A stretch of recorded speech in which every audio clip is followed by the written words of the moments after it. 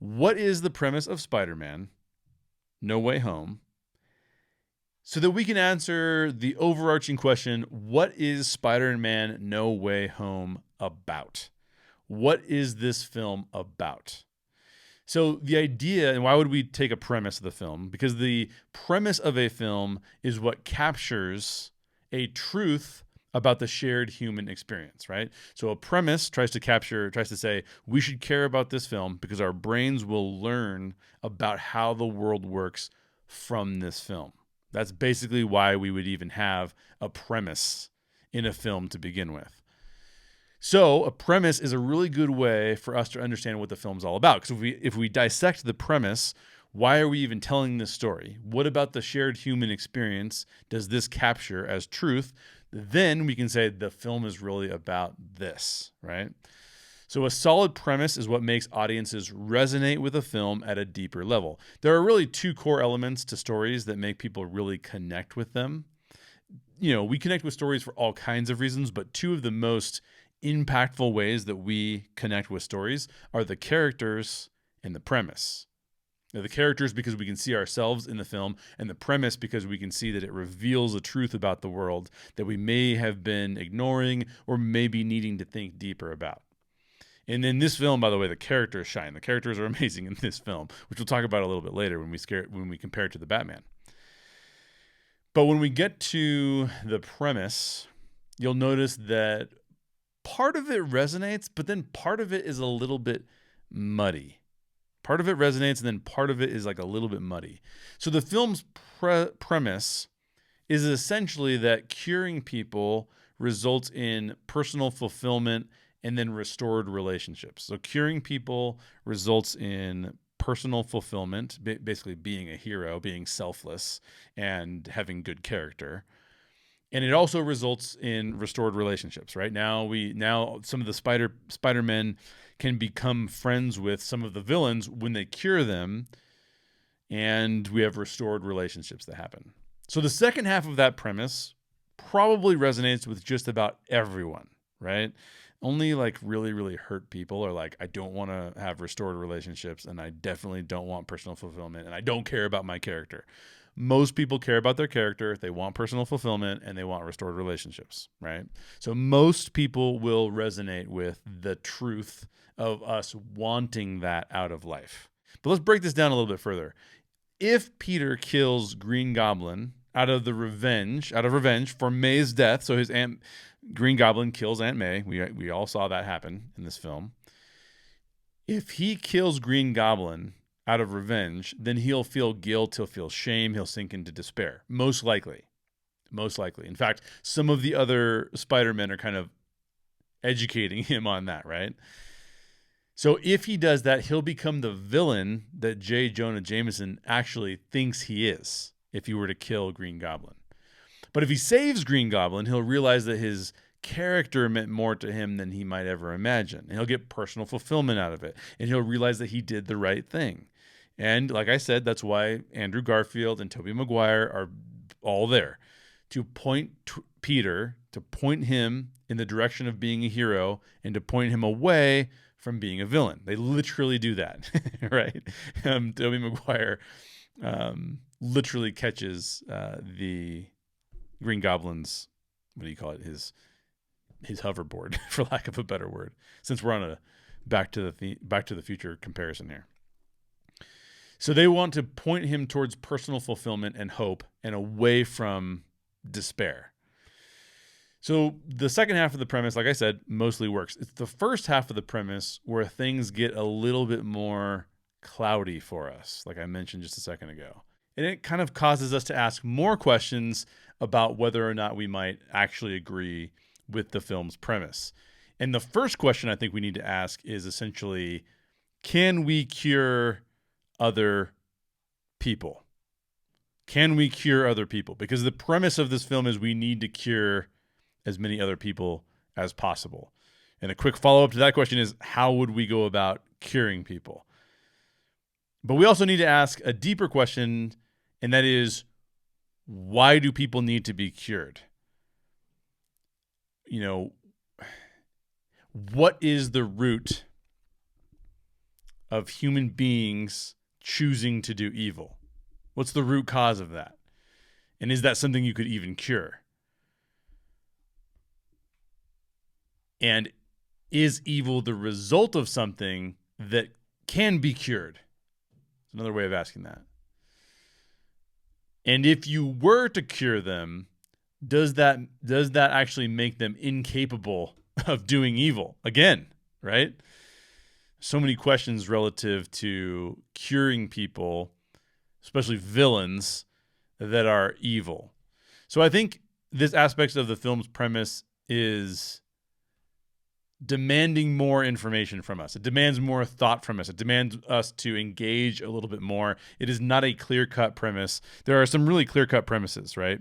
We should do this so that we will get this result. There are also negative premises, right?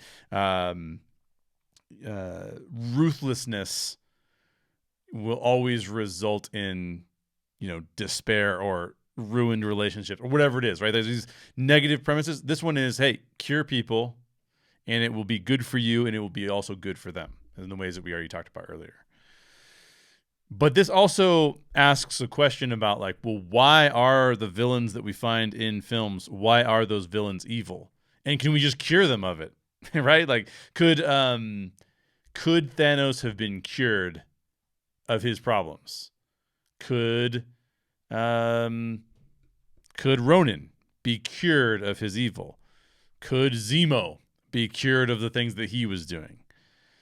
So I think that there's part of this premise, this first part of the premise, that definitely will resonate with a lot of people. There's this concept of hurt people. And this film is kind of saying well, is there a way to cure those hurt people so that they won't hurt other people? And for people who have severe trauma, whether it's mental or physical trauma, there is a part of this that rings true. We need to help cure those people. But it's also not people with trauma or with physical or mental ailments. It's not like they all become villains. So this curing people aspect continues to be a little bit odd, right? For example, in the film, Peter almost kills Green Goblin. And if he had, what cure would Peter have needed, right? Because now Peter is acting. Now you could say, well, Peter had the trauma of Aunt May.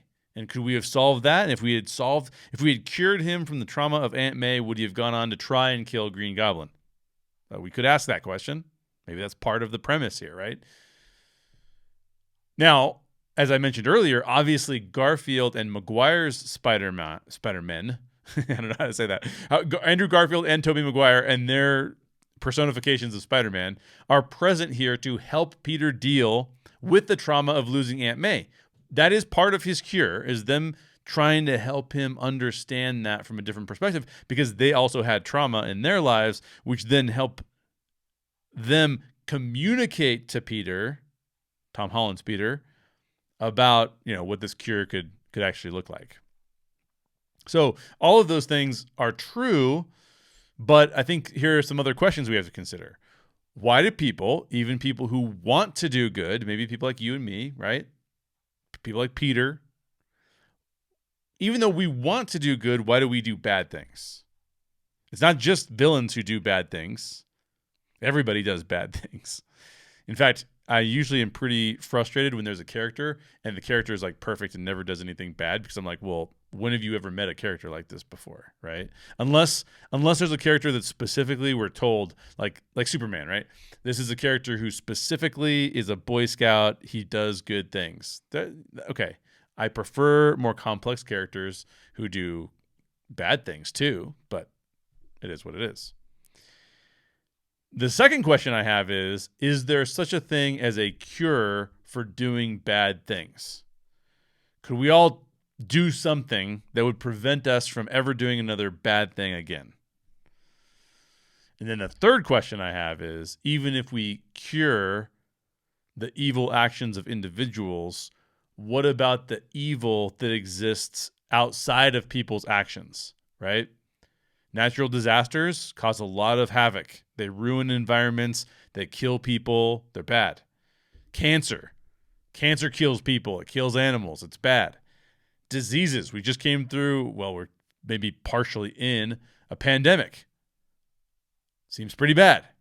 And of course, death. We're all going to have to face death. So what about the evil that exists outside the actions of individuals? And these are all super deep questions, by the way. I like talking about these kinds of things, obviously, on this podcast, if you listen to it. Now, one of the things I talk about frequently on this podcast is that you're going to come to conclusions about these things partially based on your upbringing, partially based on your own experiences, partially based on some of your value systems and what you've chose to believe in. So for me, as a Christ follower, I believe in sin. People do bad things because people are inherently selfish. They're inherently sinful. Nobody can be perfect. Show me a perfect person, and I'll be shocked. So it's impossible for people to be perfect, and therefore they do bad things, right? And sin exists not just as the selfish acts of individuals. Sin exists not just as the selfish, I don't know why I'm having such a selfish acts of individuals, but the entire universe is actually subject to imperfection. That's why we have natural disasters. That's why we have cancer. That's why we have disease. Why we have death.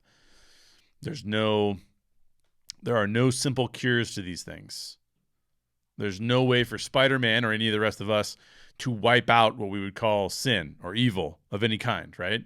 Those things are still going to exist, which then makes the premise more difficult because is it a shared human experience that we can cure people, or is that just the perspective of the storytellers that may not resonate with everybody? So I agree fully with the second half of the premise, because I do think that we have a responsibility, and with great power comes great responsibility, to try and help other people and set them on a better path. That makes a lot of sense to me. And while I think that the premise is, a bit awkward in the middle of the film, I do think the consequences of Peter's actions and him not being able to reconnect with his best friend and his girlfriend do point towards a deeper complexity. So the premise about curing people, to me, is a bit muddy because it's not universal. It doesn't feel universal to me. But I do think that in the end, it does showcase more of what the shared human experience actually looks like.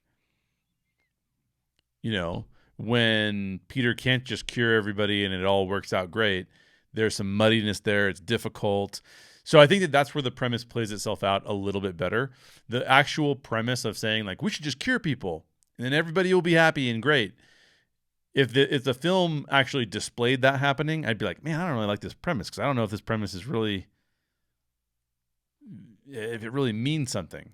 But because they can't cure everybody and because Peter does have to deal with the consequences of his own behavior, I think it actually works a lot better. So the actual premise is not my favorite, but the execution of the premise makes up for what the premise was actually intending to sort of say, at least in my opinion. If you see a different premise or if there's some feelings that you have about how the premise played itself out, leave me a comment and let me know because I'd really like to hear your thoughts on how that... The premise is so important because it is the truth of the shared human experience. And when I see a premise that's strange, it's really hard for me to get over that. Now, this one, I go, that premise is a little bit strange. They're just going to cure all the villains? Why didn't they cure Thanos? Why didn't we cure villains all along in the MCU before we got here? It's kind of strange. But then how it plays out, it's like, okay, I see what they mean, I think, by curing them. I think what they mean is we should attempt to do good. And if we can't, then maybe we have to defeat evil, but we should attempt to change the evil thing into a better thing. That's what I think. That's what I think that they mean.